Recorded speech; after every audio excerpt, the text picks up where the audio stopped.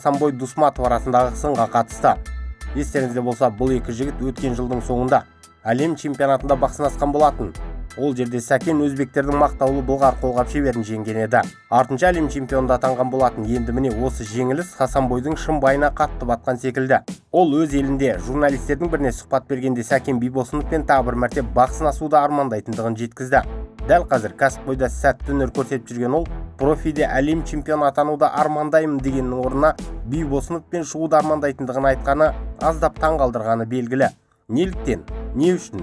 Сәкен әуесқойда. Бұл жігіттердің жолдары екі бөлек.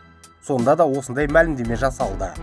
Ал Сәкен не деді? Ол да бұл жекпе-жекке қатысты пікірін білдіріп қалды. Мен онымен кездесуден бас тартпаймын. Кез келген уақытта шығып беремін. Бірақ ол профиде, оның менеджерлері, промоутері бар. Ал менде ондай жоқ. Демек олар маған шықсын да ұсыныстарын айтсын. Хасанбой жақсы жетістіктерге жеткен боксшы. Бірақ мен де талай табысқа кенелдім. Сондықтан мені қызықтыра алатын сома ұсынатын болса, онда онымен шығуға қарсы емеспін. Байланысқа шықсын дейді Сәкен. Естеріңізге салайық, жалпы Сәкен де Өзбекстанның тумасы, ол көрші елде дүниеге келген, бокстың әліппесін сол жақта үйренген. Өсе келе елге оралып, қазақ туының астында өнер көрсетті. Ол олимпиаданың қола жүлдегері, әлем чемпионы. Хасанбой да олимпиаданы қосқанда әуесқой бокста мүмкін болған жарыстарды жеңіп алған. Енді бұл екі боксшы арасында кездесу ұйымдастырылатын болса, онда бұл үлкен оқиға болар еді. Ал енді Жәнібек Әлімханұлға қатысты ақпарат. Дәл қазір бұл боксшымыз өзінің менеджері Берік Сұлтанмен бірге Алматыда жүр екен. Олар да біз секілді мұхиттың арғы бетінен жаңалық күтіп мезі болған.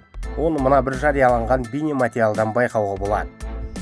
Ассалаумағалейкум, құрметті қазақ стайлдың жанкүйерлері, Алматыдан жалынды сәлем, арайлы қаладамыз. Сіздер сияқты біз де күтіп жатырмыз жекпе-жектің уақытын. Америкаға әні кетеміз, міні кетеміз, жаттығуды әні бастаймыз, міні бастаймыз деп күтіп жатырмыз. Құдай қаласа тағы бір аптадан кейін шешілу керек. Бір апта деп шок қойып. Жақсы жаңалық күтіңіздер, шаршамаңыздар, барлығы жақсы, барлығы ойдағыдай. Құдай қаласа биыл құдай қаласа биыл тарих жасаймыз. Жалпы ол әлеуметтік желіде белсенді болып қала беруде, арасында пост жариялап тұрады. Өзіне сенім артқан жанкүйерлерге, журналистерге рахмет айтуды ұмытпайды. Қазақ батырлар арнасын жалпы Жәнібектің жеке каналыма деп сұрайтындар өте көп. Жоқ, бұл арна Жәнібекке еш қатысы жоқ. Бұл таза жанкүйердің арнасы. Кәсіпқойда толағай табыстарға жетіп жүрген саңлақтар туралы ақпарат беріп отырамыз.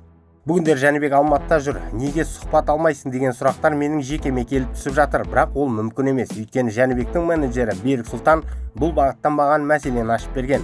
Біз тек қана Forbes секілді басылымдармен ғана сөйлесеміз. Жай арналар қызықтырмайды дейді.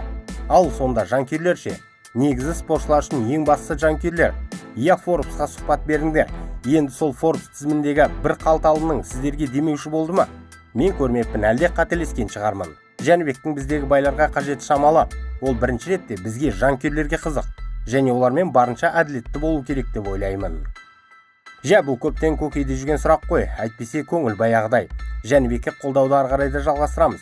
Қазақ стайлдың әлемді бағындырар сәтін бірге көруді жазсын ағайын. Бейнематериал ұнады ма? Онда лайк басыңыз, пікір қалдырыңыз.